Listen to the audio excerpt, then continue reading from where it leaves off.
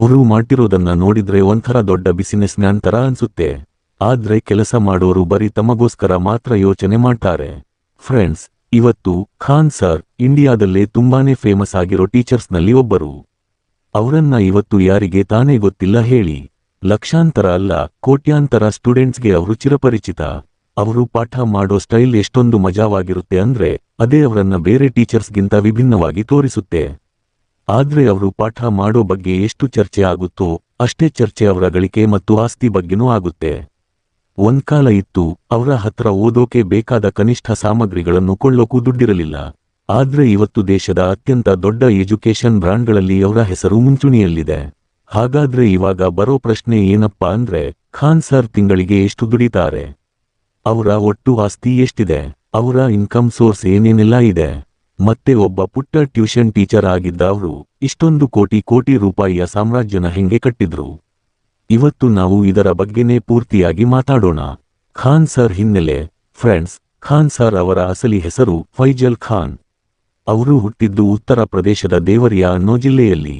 ಅವರ ಬಾಲ್ಯ ತುಂಬಾನೇ ಸಾಧಾರಣ ಮತ್ತು ಬಡತನದ ಪರಿಸ್ಥಿತಿಯಲ್ಲಿ ಕಳೆಯಿತು.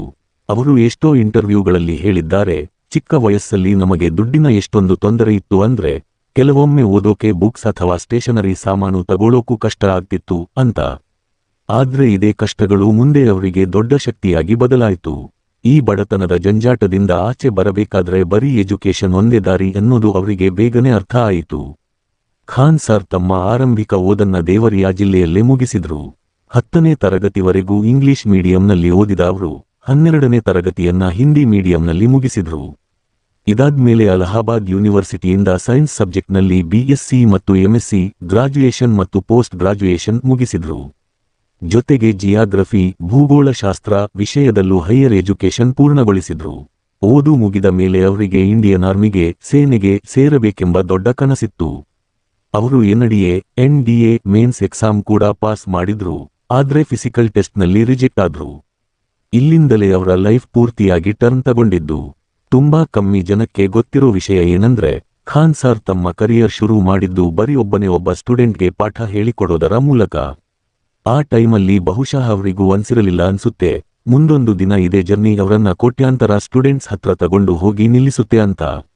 ಅವರು ಪಾಠ ಮಾಡಿದ ಆ ಮೊದಲನೇ ಸ್ಟೂಡೆಂಟ್ ಎಕ್ಸಾಮ್ನಲ್ಲಿ ಸಖತ್ ರಿಸಲ್ಟ್ ತಂದಿದ್ದ ಅನ್ನೋ ಮಾಹಿತಿ ಇದೆ. ಆ ಟೈಮಲ್ಲಿ ಬಹುಶಃ ಅವರಿಗೂ ಅನ್ಸಿರಲಿಲ್ಲ ಅನ್ಸುತ್ತೆ, ಮುಂದೊಂದು ದಿನ ಇದೇ ಜರ್ನಿ ಅವರನ್ನ ಕೋಟ್ಯಾಂತರ ಸ್ಟೂಡೆಂಟ್ಸ್ ಹತ್ರ ತಗೊಂಡು ಹೋಗಿ ನಿಲ್ಲಿಸುತ್ತೆ ಅಂತ. ಅವರು ಪಾಠ ಮಾಡಿದ ಆ ಮೊದಲನೇ ಸ್ಟೂಡೆಂಟ್ ಎಕ್ಸಾಮ್ನಲ್ಲಿ ಸಖತ್ ರಿಸಲ್ಟ್ ತಂದಿದ್ದ. ಪಾಟ್ನಾ ಜರ್ನಿ ಮತ್ತು ಯೂಟ್ಯೂಬ್ ಯಶಸ್ಸು. ಇದಾದ್ಮೇಲೆ ಮೆಲ್ಲಗೆ ಅವರ ಪಾಪ್ಯುಲಾರಿಟಿ ಹೆಚ್ಚಾಗೋಕೆ ಶುರುವಾಯ್ತು. ನೋಡ್ತಿದ್ದ ಹಾಗೆ ಸ್ಟೂಡೆಂಟ್ಸ್ ಸಂಖ್ಯೆ ಜಾಸ್ತಿ ಆಗ್ತಾ ಹೋಯ್ತು. ಆಮೇಲೆ ಅವರು ತಾವೇ ಸ್ವಂತ ಒಂದು ಕೋಚಿಂಗ್ ಸೆಂಟರ್ ಓಪನ್ ಮಾಡ್ಬೇಕು ಅಂತ ಡಿಸೈಡ್ ಮಾಡಿದ್ರು. ಅದಕ್ಕೋಸ್ಕರ ಅವರು ಪಾಟ್ನಾಗೆ ಹೋದ್ರು. ಪಾಟ್ನಾಗೆ ತಲುಪಿದ ಮೇಲೆ ಒಂದು ಸಣ್ಣ ಮಟ್ಟದಲ್ಲಿ ಕೋಚಿಂಗ್ ಸ್ಟಾರ್ಟ್ ಮಾಡಿದ್ರು. ಆ ಟೈಮಲ್ಲಿ ಅವರ ಹತ್ರ ದೊಡ್ಡ ಬಿಲ್ಡಿಂಗ್ ಇರಲಿಲ್ಲ, ದೊಡ್ಡ ಟೀಮ್ ಇರಲಿಲ್ಲ, ಹಾಗೂ ಯಾವುದೇ ಹೈಟೆಕ್ ಸೌಲಭ್ಯಗಳು ಇರಲಿಲ್ಲ. ಆದ್ರೆ ಅವರ ಹತ್ರ ಒಂದೇ ಒಂದು ಅದ್ಭುತವಾದ ವಿಷಯ ಇತ್ತು, ಅದು ಅವರ ಲಕ್ಕನ್ನೇ ಚೇಂಜ್ ಮಾಡ್ತು. ಅದೇ ಅವರ ಪಾಠ ಮಾಡೋ ಕಲೆ. ಅವರು ಎಂತದೇ ಕಷ್ಟ ಇರೋ ಟಾಪಿಕ್ನಾದ್ರೂ ಎಷ್ಟೊಂದು ಈಸಿಯಾಗಿ ಫನ್ನಿಯಾಗಿ ಅರ್ಥ ಮಾಡಿಸ್ತಿದ್ರು ಅಂದ್ರೆ ಸ್ಟೂಡೆಂಟ್ಸ್ಗೆ ಅವರ ಪಾಠ ಕೇಳೋಕೆ ಸಖತ್ ಖುಷಿ ಆಗ್ತಿತ್ತು. ಹಂಗೆ ಮೆಲ್ಲಗೆ ಅವರ ಕ್ಲಾಸ್ಗೆ ಸಾವಿರಾರು ಸ್ಟೂಡೆಂಟ್ಸ್ ಬರೋಕೆ ಸ್ಟಾರ್ಟ್ ಮಾಡಿದ್ರು. ಆಮೇಲೆ ಮಧ್ಯದಲ್ಲಿ ಕೊರೋನಾ ಬಂದಿದ್ದರಿಂದ ಲಾಕ್ಡೌನ್ ಆಯ್ತು. ಅವಾಗ ಬೇರೆ ದಾರಿ ಇಲ್ಲದೆ ಅವರು ತಮ್ಮ ಆಫ್ಲೈನ್ ಕ್ಲಾಸ್ನ ಆನ್ಲೈನ್ಗೆ ಶಿಫ್ಟ್ ಮಾಡ್ಬೇಕಾಗಿ ಬಂತು. ಹಾಗೆ ಅವರು ಯೂಟ್ಯೂಬ್ಗೆ ಬಂದು ಪಾಠ ಮಾಡೋಕೆ ಶುರು ಮಾಡಿದ್ರು. ಅವರು ಪಾಠ ಮಾಡೋ ಸ್ಟೈಲ್ ಎಷ್ಟೊಂದು ಕಾಮಿಡಿಯಾಗಿ, ಫನ್ನಿಯಾಗಿ ಇರ್ತಿತ್ತು ಅಂದ್ರೆ ಕೆಲವೇ ದಿನಗಳಲ್ಲಿ ಯೂಟ್ಯೂಬ್ನಲ್ಲಿ ಲಕ್ಷಾಂತರ ಜನ ಅವರನ್ನ ನೋಡೋಕೆ ಶುರು ಮಾಡಿದ್ರು. ಆಮೇಲೆ ಲಾಕ್ಡೌನ್ ಮುಗಿದಾಗ ಅವರ ಆಫ್ಲೈನ್ ಸೆಂಟರ್ನಲ್ಲೂ ಸಾವಿರಾರು ಜನರ ಗುಂಪು ಸೇರೋಕೆ ಶುರುವಾಯ್ತು. ಅವರ ಸೆಂಟರ್ನಲ್ಲಿ ಸ್ಟೂಡೆಂಟ್ಸ್ ಎಷ್ಟು ಸ್ಪೀಡ್ ಆಗಿ ಜಾಸ್ತಿ ಆಗ್ತಿದ್ರೋ ಅಷ್ಟೇ ಸ್ಪೀಡ್ ಆಗಿ ಅವರ ಇನ್ಕಮ್ ಕೂಡ ಜಾಸ್ತಿ ಆಗೋಕೆ ಶುರುವಾಯ್ತು. ಇವತ್ತು ಖಾನ್ ಸರ್ ಇಡೀ ದೇಶದಲ್ಲೇ ಫೇಮಸ್ ಆಗಿದ್ದಾರೆ. ಇವತ್ತು ಎಜುಕೇಶನ್ ಇಂದ ಹಿಡಿದು ಹೆಲ್ತ್ ಸೆಕ್ಟರ್ ವರೆಗೂ ಅವರು ತಮ್ಮ ಬಿಸಿನೆಸ್ನ ಹರಡಿಕೊಂಡಿದ್ದಾರೆ. ಖಾನ್ ಸರ್ ಅವರ ಆದಾಯದ ಮೂಲಗಳು. ಇವಾಗ ಪ್ರತಿಯೊಬ್ಬರ ಮನಸ್ಸಲ್ಲೂ ಒಂದು ಪ್ರಶ್ನೆ ಮೂಡ್ತಾ ಇರುತ್ತೆ, ಅದೇನಂದ್ರೆ ಖಾನ್ ಸರ್ ಆಕ್ಚುಯಲ್ ಆಗಿ ಎಷ್ಟು ದುಡಿತಾರೆ, ಮತ್ತೆ ಎಲ್ಲೆಲ್ಲಿಂದ ಅವರಿಗೆ ದುಡ್ಡು ಬರುತ್ತೆ. ಖಾನ್ ಸರ್ ಅವರ ಇನ್ಕಮ್ ಬಗ್ಗೆ ಮಾತಾಡೋದಾದ್ರೆ ಅವರ ಸಂಪಾದನೆಯ ಅತಿ ದೊಡ್ಡ ಮತ್ತು ಸಖತ್ ಚರ್ಚೆಯಲ್ಲಿರೋ ಸೋರ್ಸ್ ಅಂದ್ರೆ ಅದು ಅವರ YouTube channel Khan GS research centre. ಈ ಚಾನೆಲ್ ಇಂಡಿಯಾದಲ್ಲೇ ಅತ್ಯಂತ ದೊಡ್ಡ ಎಜುಕೇಶನಲ್ ಚಾನೆಲ್ಗಳಲ್ಲಿ ಒಂದು ಅಂತ ಕರೆಯಲ್ಪಡುತ್ತೆ. ಈ ಚಾನೆಲ್ನಲ್ಲಿ ಸದ್ಯಕ್ಕೆ ಸುಮಾರು 2,40,00,000ಕ್ಕೂ ಹೆಚ್ಚು ಸಬ್ಸ್ಕ್ರೈಬರ್ಸ್ ಇದ್ದಾರೆ ಮತ್ತು ಅವರ ವಿಡಿಯೋಗಳಿಗೆ ಬಿಲಿಯನ್ ಗಟ್ಟಲೆ ವ್ಯೂಸ್ ಬಂದಿವೆ. ಇವತ್ತಿನ ದಿನದಲ್ಲಿ ಯೂಟ್ಯೂಬ್ ಬರೀ ವಿಡಿಯೋ ಅಪ್ಲೋಡ್ ಮಾಡೋ ಪ್ಲಾಟ್ಫಾರ್ಮ್ ಆಗಿ ಉಳಿದಿಲ್ಲ, ಬದಲಿಗೆ ಇದೊಂದು ದೊಡ್ಡ ಬಿಸಿನೆಸ್ ಮಾಡಲಾಗಿದೆ. ಖಾನ್ ಸರ್ ಕೂಡ ಇದನ್ನ ಸೂಪರ್ ಆಗಿ ಯೂಸ್ ಮಾಡ್ಕೊಂಡಿದ್ದಾರೆ. ಯೂಟ್ಯೂಬ್ನಲ್ಲಿ ಬೇರೆ ಬೇರೆ ತರ ದುಡ್ಡು ಬರುತ್ತೆ. ಮೊದಲನೆಯದು ಯಾಡ್ಸ್. ಯಾರಾದ್ರೂ ಸ್ಟೂಡೆಂಟ್ ಅವರ ವಿಡಿಯೋ ನೋಡುವಾಗ ಮಧ್ಯದಲ್ಲಿ ಬರೋ ಅಡ್ವರ್ಟೈಸ್ಮೆಂಟ್ ಇಂದ ರೆವೆನ್ಯೂ ಕ್ರಿಯೇಟ್ ಆಗುತ್ತೆ. ಎರಡನೆಯದು ಸೂಪರ್ ಚಾಟ್. ಲೈವ್ ಕ್ಲಾಸ್ ನಡೀತಿರುವಾಗ ಸ್ಟೂಡೆಂಟ್ಸ್ ಕಳಿಸೋ ದುಡ್ಡಿನಲ್ಲಿ ಒಂದು ಭಾಗ ಕ್ರಿಯೇಟರ್ಗೆ ಸಿಗುತ್ತೆ. ಮೂರನೆಯದು ಸ್ಪಾನ್ಸರ್ಶಿಪ್ ಮತ್ತು ಬ್ರಾಂಡ್ ಡೀಲ್ಸ್. ಆದ್ರೆ ಖಾನ್ ಸರ್ ತುಂಬಾ ಜಾಸ್ತಿ ಬ್ರಾಂಡ್ ಪ್ರಮೋಷನ್ ಮಾಡಲ್ಲ, ಆದ್ರೂ ಕೂಡ ಇದು ಇನ್ಕಮ್ನ ಒಂದು ಭಾಗ ಅಂತಾನೆ ಹೇಳ್ಬಹುದು. ಮೀಡಿಯಾ ರಿಪೋರ್ಟ್ಸ್ ಪ್ರಕಾರ ಬರೀ ಯೂಟ್ಯೂಬ್ನಿಂದಲೇ ಅವರಿಗೆ ತಿಂಗಳಿಗೆ ಸುಮಾರು 15 ರಿಂದ 20 ಲಕ್ಷ ರೂಪಾಯಿ ಆಸುಪಾಸು ಇನ್ಕಮ್ ಬರುತ್ತೆ ಅಂತ ಅಂದಾಜಿಸಲಾಗಿದೆ. ಆದ್ರೆ ಇದಕ್ಕೆ ಎಲ್ಲೂ ಅಫಿಷಿಯಲ್ ಆದ ಪ್ರೂಫ್ ಇಲ್ಲ. ಒಂದು ವೇಳೆ ಅವರ ಅವರೇಜ್ ಇನ್ಕಮ್ ತಿಂಗಳಿಗೆ 15 ಲಕ್ಷ ಅಂತ ಅನ್ಕೊಂಡ್ರು, ವರ್ಷಕ್ಕೆ ಬರೀ ಯೂಟ್ಯೂಬ್ನಿಂದಲೇ ಸುಮಾರು 1,80,00,000 ರೂಪಾಯಿ ದುಡ್ಡು ಬರುತ್ತೆ. ಅದೇ ತಿಂಗಳಿಗೆ 20 ಲಕ್ಷ ಅಂತ ಲೆಕ್ಕ ಹಾಕಿದ್ರೆ ಈ ಅಮೌಂಟ್ ವರ್ಷಕ್ಕೆ ಬರೋಬ್ಬರಿ 2,40,00,000 ರೂಪಾಯಿಗೆ ತಲುಪುತ್ತೆ. ಅವರ ಗಳಿಕೆಯ ಮೂರನೇ ಒಂದು ಭಾಗ ಅವರ ಆಫ್ಲೈನ್ ಕೋಚಿಂಗ್ ಸೆಂಟರ್ಸ್ಗಳಿಂದ ಬರುತ್ತೆ. ಖಾನ್ ಸರ್ ಪಾಟ್ನಾದಲ್ಲಿ ಖಾನ್ ಜಿಎಸ್ ರಿಸರ್ಚ್ ಸೆಂಟರ್ ಮತ್ತು ಡೆಲ್ಲಿಯಲ್ಲಿ ಖಾನ್ ಗ್ಲೋಬಲ್ ಸ್ಟಡೀಸ್ ನಂತಹ ದೊಡ್ಡ ದೊಡ್ಡ ಎಜುಕೇಷನ್ ಪ್ಲಾಟ್ಫಾರ್ಮ್ಗಳನ್ನು ನಡೆಸುತ್ತಿದ್ದಾರೆ. ಇಲ್ಲಿ ಯುಪಿಪಿಎಸ್ಸಿ, ಬಿಪಿಎಸ್ಸಿ, ಎಸ್ಎಸ್ಸಿ, ರೈಲ್ವೆ, ಬ್ಯಾಂಕಿಂಗ್ ಮತ್ತು ಎಷ್ಟೋ ಕಾಂಪಿಟಿಟಿವ್ ಎಕ್ಸಾಮ್ಸ್ಗಳಿಗೆ, ಸ್ಪರ್ಧಾತ್ಮಕ ಪರೀಕ್ಷೆಗಳಿಗೆ ಟ್ರೈನಿಂಗ್ ಕೊಡ್ತಾರೆ.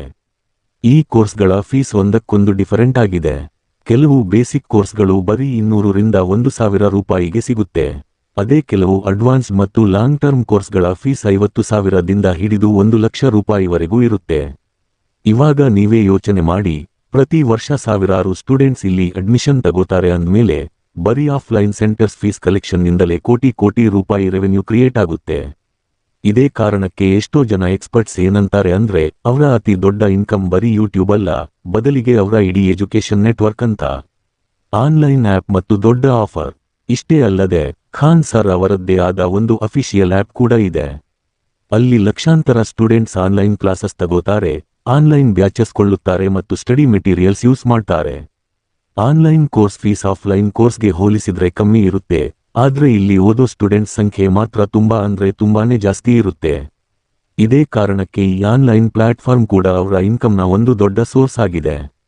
ಇದರ ಜೊತೆಗೆ ಬುಕ್ಸ್ ಮತ್ತು ಸ್ಟಡಿ ಮೆಟೀರಿಯಲ್ ಸೇಲ್ಸ್ ಕೂಡ ಅವರ ಸಂಪಾದನೆಯಲ್ಲಿ ಒಂದು ಇಂಪಾರ್ಟೆಂಟ್ ರೋಲ್ ಪ್ಲೇ ಮಾಡುತ್ತೆ.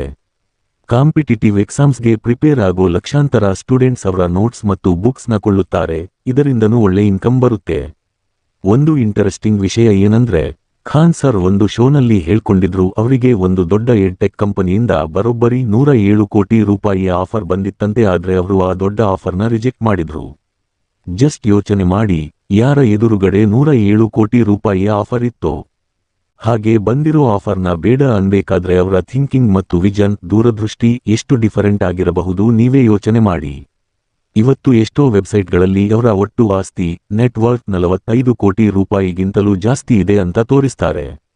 ಆದ್ರೆ ಇಲ್ಲಿ ಗಮನಿಸಬೇಕಾದ ಮುಖ್ಯ ವಿಷಯ ಏನಪ್ಪಾ ಅಂದ್ರೆ ಖಾನ್ ಸರ್ ಅವರು ಎಲ್ಲೂ ಕೂಡ ತಮ್ಮ ನೆಟ್ವರ್ಕ್ ಎಷ್ಟಿದೆ ಅಂತ ಆಫಿಷಿಯಲ್ ಆಗಿ ಬಿಟ್ಟುಕೊಟ್ಟಿಲ್ಲ. ಹಾಗಾಗಿ ಇಂಟರ್ನೆಟ್ನಲ್ಲಿ ಸಿಗೋ ಎಲ್ಲ ಅಂಕಿ ಅಂಶಗಳು ಬರೀ ಒಂದು ಅಂದಾಜಷ್ಟೇ.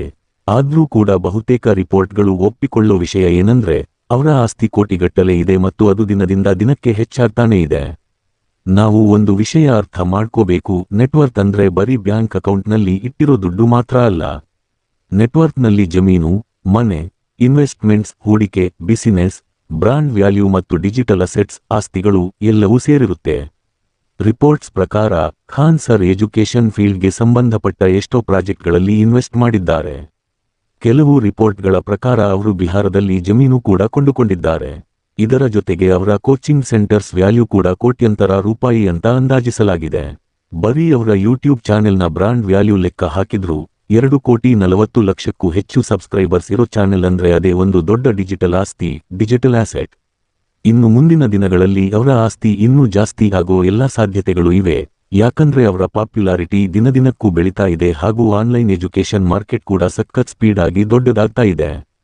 ಇದೇ ಕಾರಣಕ್ಕೆ ಇವತ್ತು ಜನ ಖಾನ್ ಸರ್ ಬಗ್ಗೆ ಮಾತಾಡುವಾಗ ಬರೀ ಅವರು ಪಾಠ ಮಾಡೋ ಸ್ಟೈಲ್ ಬಗ್ಗೆ ಮಾತ್ರ ಅಲ್ಲ, ಅವರ ಸಕ್ಸಸ್ ಮತ್ತು ಲೈಫ್ನಲ್ಲಿ ಅವರು ಮಾಡಿರೋ ಸಾಧನೆಗಳ ಬಗ್ಗೆನೂ ಅಷ್ಟೇ ಹೆಮ್ಮೆಯಿಂದ ಮಾತಾಡ್ತಾರೆ. ಯಾಕಂದ್ರೆ ಇದು ಬರೀ ಒಬ್ಬ ಟೀಚರ್ ಕಥೆಯಲ್ಲ, ಬದಲಿಗೆ ಕಷ್ಟಗಳನ್ನೇ ತನ್ನ ದೊಡ್ಡ ಶಕ್ತಿಯನ್ನಾಗಿ ಮಾಡ್ಕೊಂಡ ಒಬ್ಬ ಸಾಧಕನ ಕಥೆ.